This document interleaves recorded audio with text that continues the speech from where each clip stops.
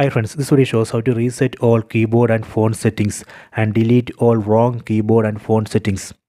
Go to settings, tap on the settings app icon, go down, go to general management, tap here, go down, tap on reset, go down, tap on reset accessibility settings, tap here, tap on this reset settings button. This reset operation is safe. It will not delete any data from your phone. It will not delete your photos, videos, contacts, anything. It just reset only the keyboard and phone settings, that's all.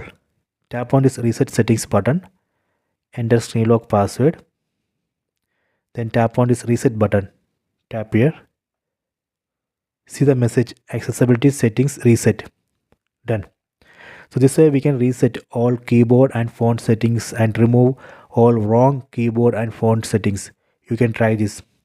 I hope you have enjoyed this video. Please subscribe this channel, please like and share the video.